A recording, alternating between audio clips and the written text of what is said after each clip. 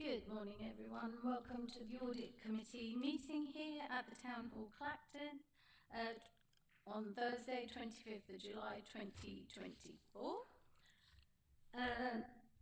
Item 1 on the agenda, apologies for absence and substitution. Thank you, Chairman. We received an apology from Councillor Platt.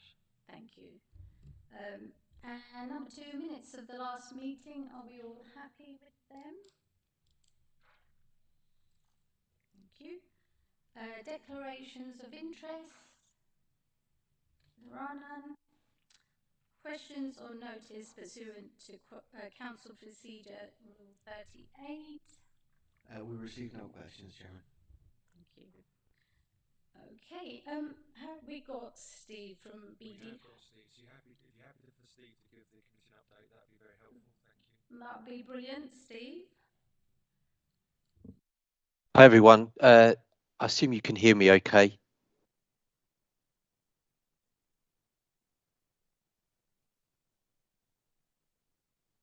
Can you hear me okay? Sorry, Steve, we can't hear you. Oh. Emma, could you try to talk as well, please? Yes, hi. I can hear Steve. Yeah. Can you hear me now? Or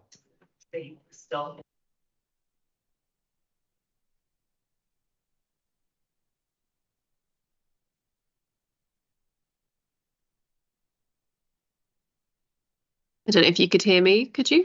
I can hear you, Emma. Yeah. Yeah. You can hear me, can you? I can hear you, but I'm sensing that they can't hear us. Yeah. Okay. I thought they said they could hear you. I don't know. They don't look like. No. No. Oh, technology. So much fun.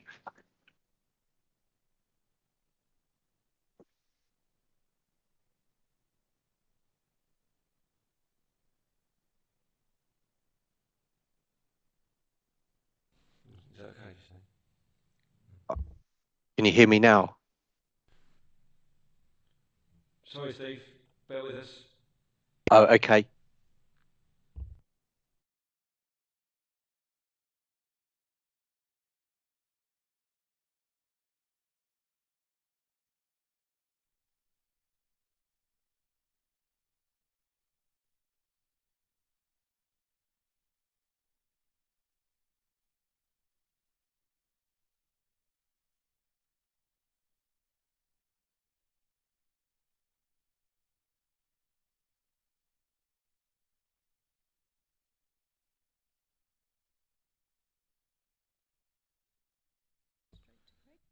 Steve, apologies. We're going to move on, but we'll come back to you as soon as we can. Okay. All right. This is good news. This is good news. Are you happy, Chairman, to carry on for Steve to give an update still? Yes, yeah, please, Steve. Thank you. Okay.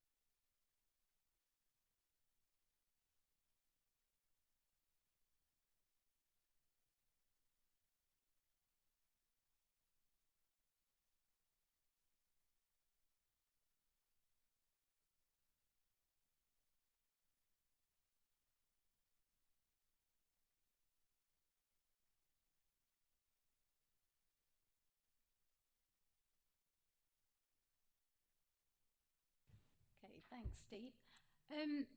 I do remember from our last meeting that we did talk about maybe handovers to KPMG, etc. How is that going?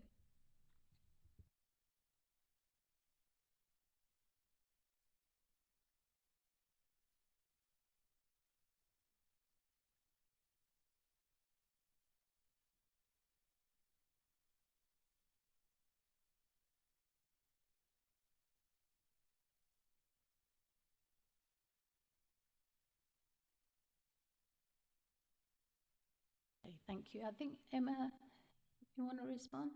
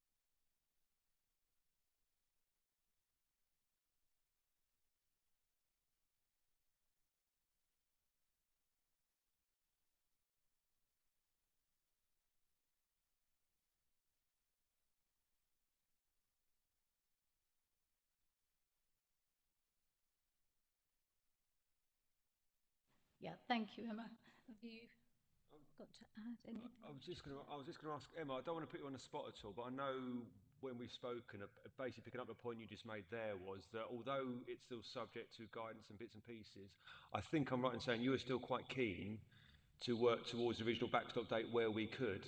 So that was March 25, wasn't it? So gearing up for that, that's still the intention, but obviously subject to a lot of clarity around leading up to that point. So is that true to say that at this point?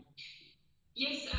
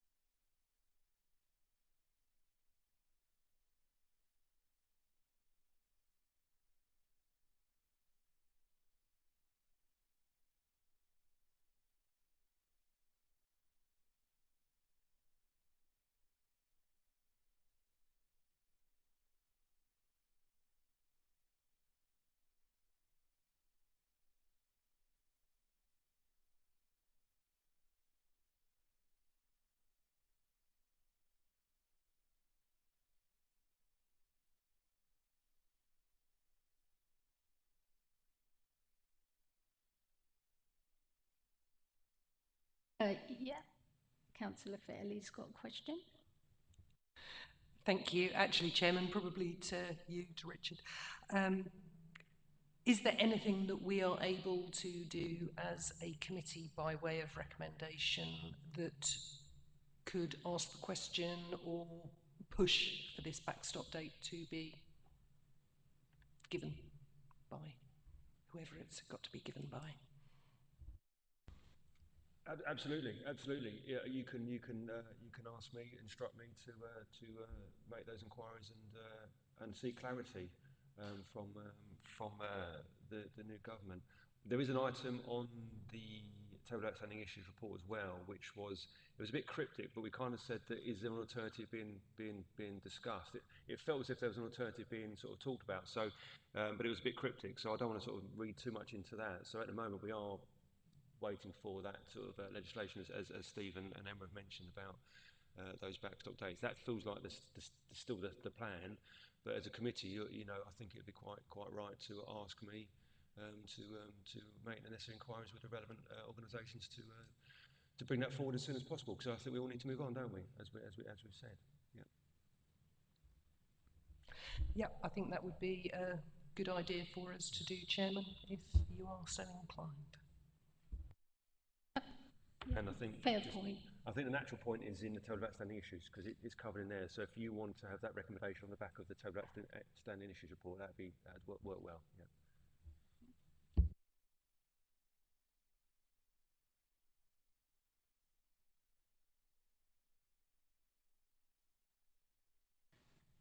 Thank you. Yeah, thank you, Steve, for the update. I know there's not going to be too much information straight away, but it may take a little while. So we'll be a little bit patient. Yeah, we'll be patient. But yeah. I'm sure as soon as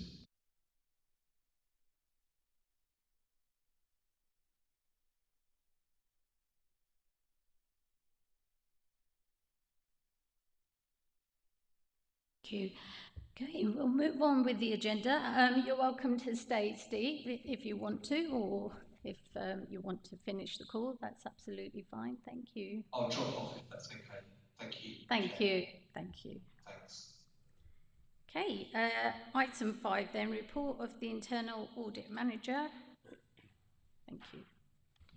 Thank you, Chairman. So my reports are broken down into 3 different sections. So I'll give you an update on the internal audit progress for 23-24 first. Since we last met, we've completed 6 audits, and the audit plan is complete. So we've completed all of the audits that we are expected to, which you can see on page 37, which is the audit plan with all of the different overall opinions. We've only had 1 audit in year to receive an improvement required, which is, I think, the first for us each year. So in terms of internal controls, that's a good thing. We've not had as many findings as well. So I think we've had a total of 26 this year as well. And only 2 what we class as significant major issues. So overall, the direction of travel for us has improved. But I've got to sort of caveat that by saying that our audit plan changes and adapts each year, so not every audit area is reviewed. So, but it's definitely improvement in terms of control environment from my view on it. We do have 2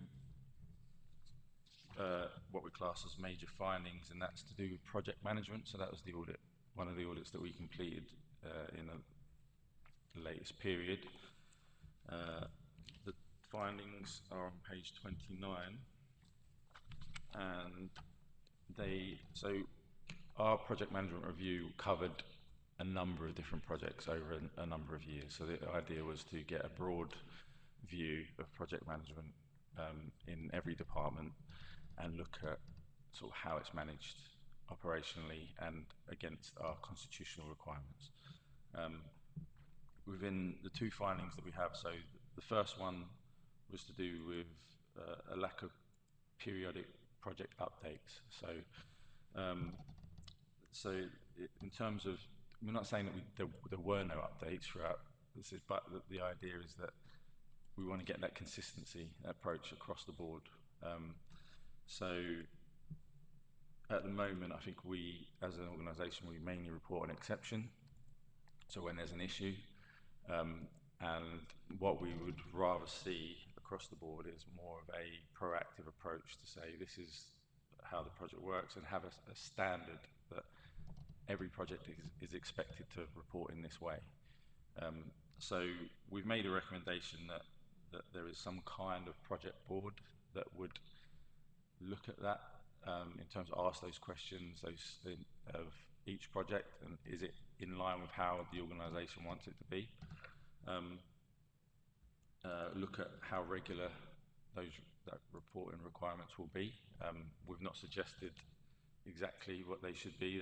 We're leaving that to senior management to decide that, and just to be more proactive in our reporting rather than reporting on exception when things are going wrong. And it's nice that you don't want to hear the bad things, but we're trying to express that culture of, even if there's something not right, we still raise it, resolve it as quickly as we can. So that was the first finding that we've raised, and the other part of that was, so we looked at a number of audits across the board, as I said earlier, and what we were looking for was themes of reasons why there might have been issues. What is there consistent issues across the board? And I think some of the things that we'd found when we looked at those 7 or 8 different projects was that there was, and it's not one thing. Every project is unique. You can't expect that every project will be the same. But what we're trying to do is have that structure, that consistency in approach. So some things that we noticed were sort of insufficient preparation time on certain areas.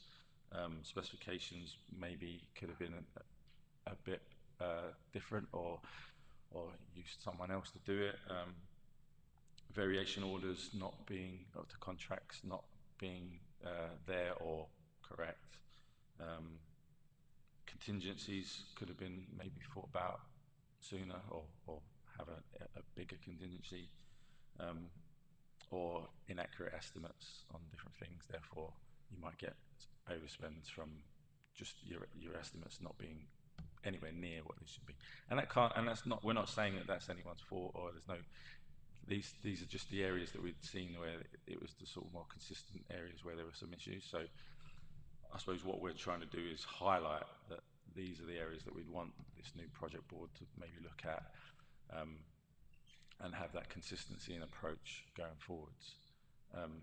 So I think there has been, the Chief Exec has actually already expressed what he wants to do. So he's, in terms of setting up the project board, having reviews of specific projects.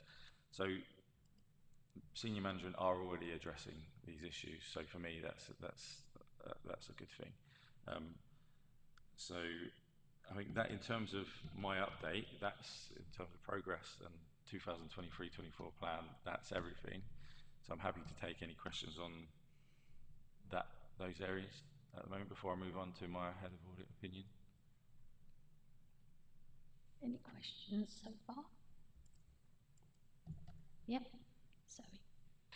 Thank you. Actually, I think that's really good to hear that we are picking those things up. It is all about mitigating risk. When you talk about projects being individual, absolutely, and very different and very high budgets on some of them now. When you're looking at things that we've got coming forward, it would be, I think, beneficial to understand the progress on that. If you're able to report that back, Craig, when you know when something is set in place. But overall, I think that's, you know, yes, there are inadequacies there, but they're being looked at, and yeah, further report would be great. Thank you. Yeah, I welcome a new project board. That's a very good recommendation. So yeah, we look forward to maybe updates on that. I think because we've raised them as significant issues, they'll go on to the normal follow-up process, and then Audit Committee will be provided with updates as and when we have them, or as when senior management want to give us them, as things progress. Councillor Steady. Yeah, thanks. Yeah, I endorse what Councillor Fairman said. And I'd just like to make a comment, because obviously most of us were the resources and services overview, and we did make the comment about having a joint scrutiny on certain projects between the Audit Committee and also resources and services. So that might put in even another level of you know, management, if you like, or so I think to build on the good work was obviously has been completed. Yeah, that's a very good point, and yeah, I would welcome that, working together. Yeah. Any other questions? No? I think we can move on. In that case, I'll go on to my head of internal audit opinion. So as I said earlier, we only had one audit this year that's received improvement required, which meant we've had a good level of internal control and risk management across the board this year from what we've looked at. My report goes into, I don't want to bore you with all the details, but all the public sector internal audit standards that we have to adhere to. If you're interested, you can see that on page sort of 31 through to 33, which breaks down by our 3 lines of defence approach that the organisation has. The internal audit approach in terms of risk management and our flexibility and all the areas that feed into the internal audit service. There's a nice little diagram on page 33. So that's sort of the breakdown that I have to give a bit more information as to how we come to our opinion and what we've done. So we've had a total of 24 reviews this year and only 1 receiving improvement required. I have mentioned in terms of my opinion, so I have given an unqualified opinion because we do have that good level of control. But I have put in my report to say, and I suppose it goes back to the project management thing. The reason why I put it in there is because we do have some big projects coming up in regards to levelling up. And with the sort of inconsistencies in our approach to project management, we really need to resolve that before we start moving into the levelling up projects and make sure that can't really happen with these sort of big value and impact projects. So essentially what I'm saying is that yes, I've given an unqualified opinion, but I would like sort of that commitment from management team, senior management, to say that we're going to address all these issues, which they've already started to do, so that we're not in this position next year when we are sort of into the realm of the levelling up projects and everything else, where it could create significant financial impact on the council. So that's sort of my overall opinion. I'm happy to take any questions on that at all. Thank you, Craig. Yeah, we've got some big funding coming our way and we need safeguarding in place. So again, I welcome all of these recommendations. Any questions from members?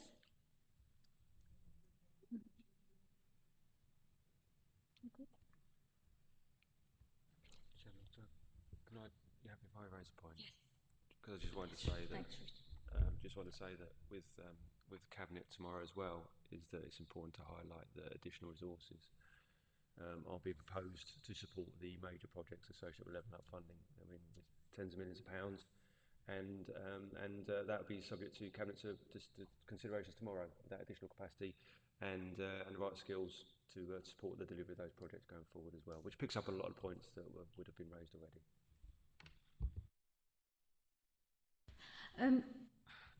I know we've got Damien and Andy here today. Maybe you could give us just a brief overview of what's going on with the spindles.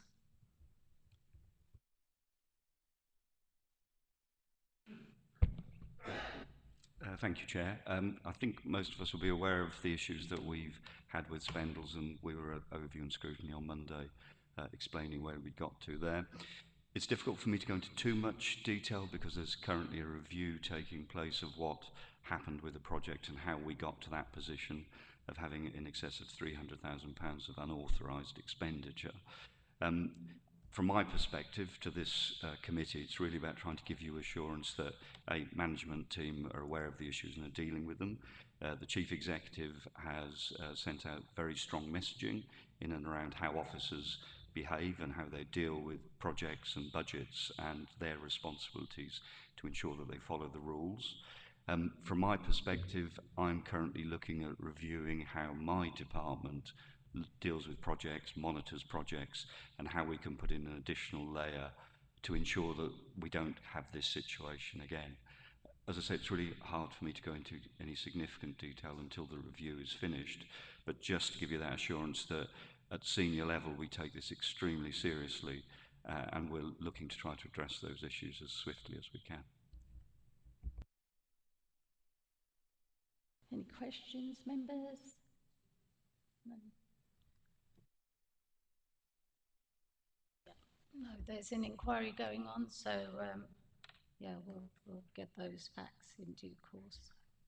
Did you want to add anything, Andy?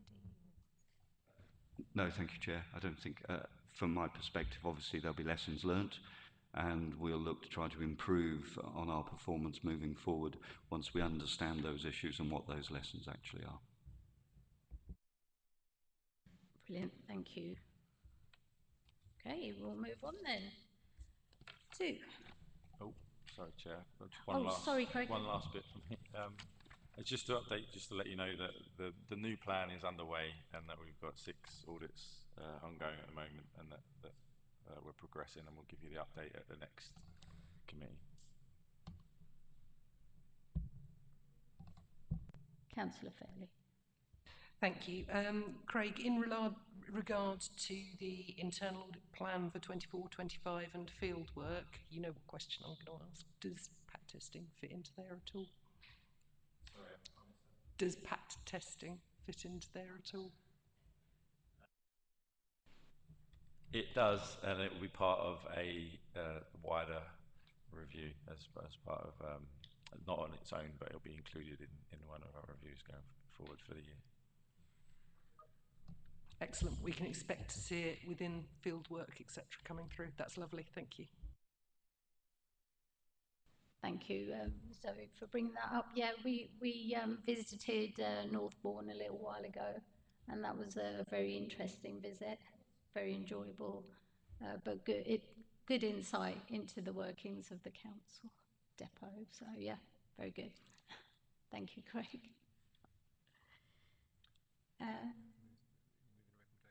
Yes. So are we happy to? Can I just? Yes. Sorry as well. Just picking up on the discussion and the points that have been made, just a couple of, in terms of that joint working as well with the resource and so I just scribbled down a couple of recommendations to add to the ones written on there. So I think the first one could be that in respect of the Spendles House issue, the committee looks forward to reviewing the outcome from the work being undertaken by the Chief Executive, which was in the report to Cabinet.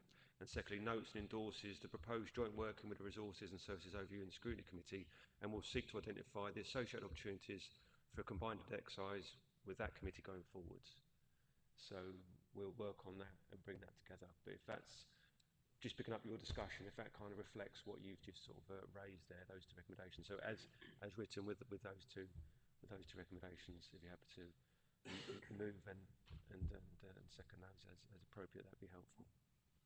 Well, I'm happy to move them. Councillor Fairley. With those additions, I'm happy to propose the recommendations on page 24. Thank you. Okay, first and second.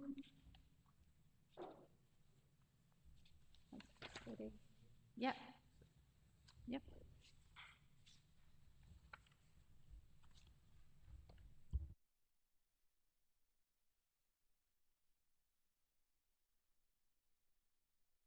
We'll move on to item 6, which is the report of the Assistant Director of Finance and IT. Table of outstanding issues. Karen. Thank you, Chair, and good morning, members. This report is your regular update on the table of outstanding issues. 2 main elements to the report. Firstly, in Appendix A, updates against the general items raised by the Audit Committee, and Appendix B, updates against the 23-24 Annual Governance Statement Action Plans. In terms of item 1, there are no significant issues to remain and work remains ongoing. In terms of Appendix A, a point to discuss between the committee relates to the appointment of independent persons to the Audit Committee. We've spoken about it briefly before. Within CITFA's most recently published position on audit committees, they've highlighted a number of considerations that will be reflected in the upcoming review of effectiveness of audit committees. And one of those is the consideration of appointment of independent persons to the committee. Contained within the report is the exact wording from CITFA for you to have a look at and think about. And with that in mind, a recommendation is set out earlier in this report that seeks the Audit Committee's endorsement of appointing at least 2 independent persons to the committee in line with CITFA's guidance, and requests that you ask officers to explore the necessary activities undertaken to recruit the independent persons, and we report back to you at the next Audit Committee. I don't know if you wanted to talk about that, Chair, now or at the end of the report. Entirely up to you. I don't know if you wanted to have a chat about that now, Chair, or at the conclusion of the report. Any questions so far? What responsibilities do we have as a committee to decide what requirements there are for those independent people? Yeah, obviously with the officers' help. Yeah, have you got any idea, Karen, what is involved with this project? I'll probably let Richard take over from me, but it will be in line with that CITFA guidance. We've also made the suggestion of having 2, so that you've always got 1 sitting on the committee at each time and potentially bringing in different skill sets. And I'll let Richard answer the other qualities, if you like. Yeah, it's a really important issue, isn't it, actually, because it's got to be for the right reasons, isn't it? Because we can tick a box and go, we've got an independent person on the committee, but it's actually got to be much more kind of sort of pragmatic, isn't it? And I think what sort of Karen's mentioned about having potentially 2, CITFA recommend at least 2 independent members on the committee, but you've got scope within that, and I think we need that conversation. So we'll go away and have a think about that plan. But you're right, that kind of gap analysis, isn't it, about what skills do you want to bring to the committee for an independent people, and it could be 2 independent people that have got different skill sets that you can draw on their knowledge as and when the agenda dictates. So rather than them sitting there in every single meeting, it could be the agenda could say actually, you know, decides who attends with those skill sets. So I think it gives you a lot of flexibility going forward. So what we'll do is we'll bring that plan back and flesh out what we're talking about now a bit more when we come back to you to say actually how do we capture that. And we'll do that in September. So does that give you a bit more kind of assurance around the plan? But basically, we'll be looking for you to kind of drive and support that. About what do you want on a committee to enable you to undertake your role efficiently and effectively. I mean, we had discussed that possibly we could share independent members from other boards. Is that correct, Karen? That is something we talked about. It's an area that we can explore, Chair, and come back with further information on that. But yeah, it's certainly one to look at.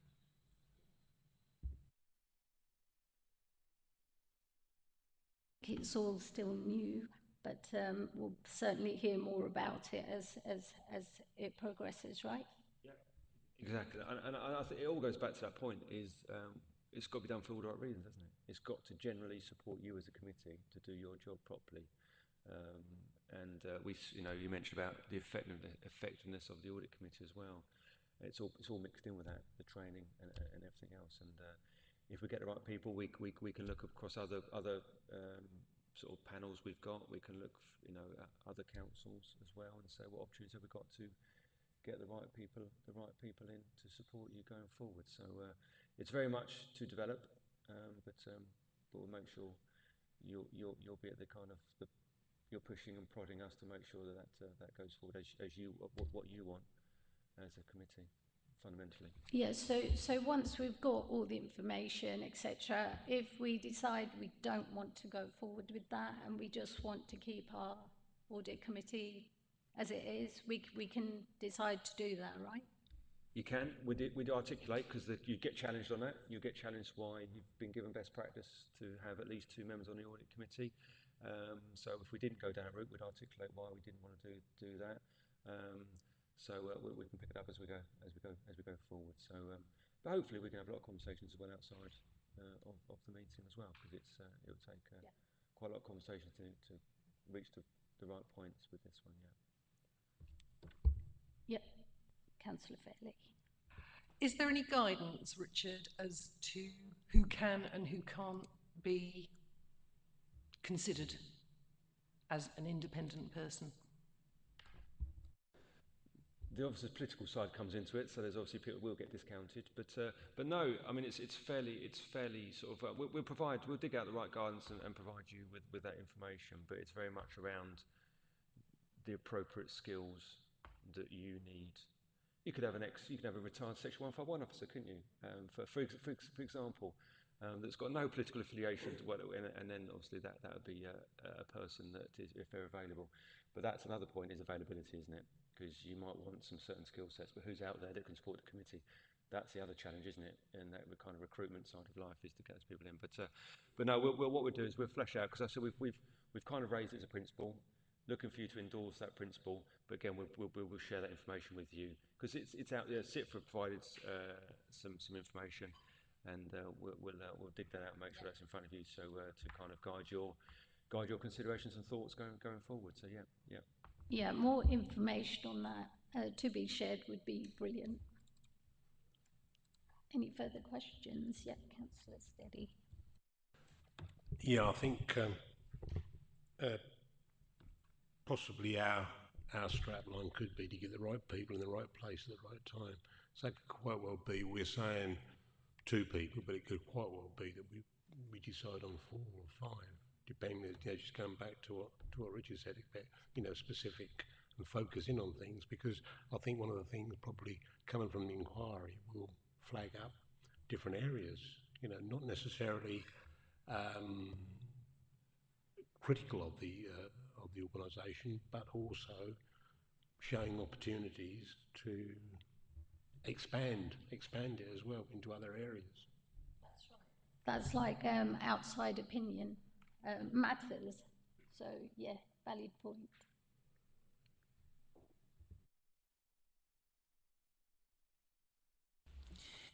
Shall we move on? Any further questions? Thank you. Thanks, Chair.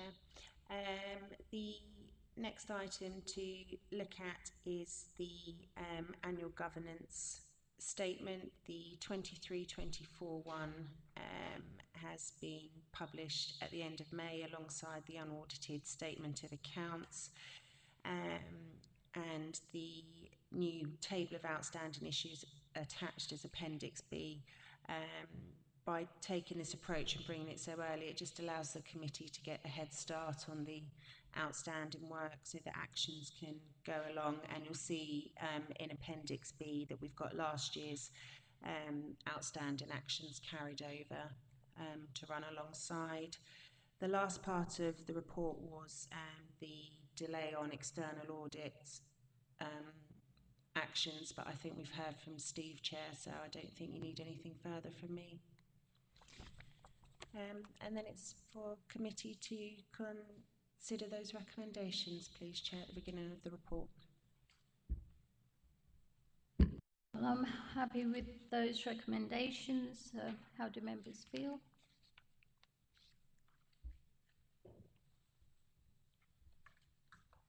All good? Yeah, I think we're happy to propose. I'm a bit of a disruptor today, aren't I? In that sense. So go ahead. For the right reasons, actually. But picking up, Councillor Feller, your point earlier around making inquiries and instructing me, scribble down a recommendation if you want to consider that in terms of the recommendations as written. So I said requests the Assistant Director for Finance and IT to make the inquiries with the appropriate bodies to raise the ongoing frustration with external audit delays and to ask that the necessary legislation / regulations required to establish the proposed backstop dates are brought forward as a matter of urgency. Are you happy with that? I think that hopefully Yes, picks up Richard, the point thank you were raising, quite rightly so. So yeah. Yep. So Yep. yeah. Yeah, we're happy with that. So if you're happy to move as written plus with that addition, Yes. and then seconded. I'm happy to move with that addition, thank you. And I'll second that. Thank you.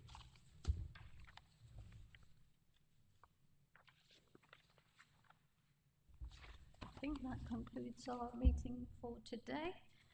So the next meeting will be held on the 26th of September, here again at 10:30. Thank you.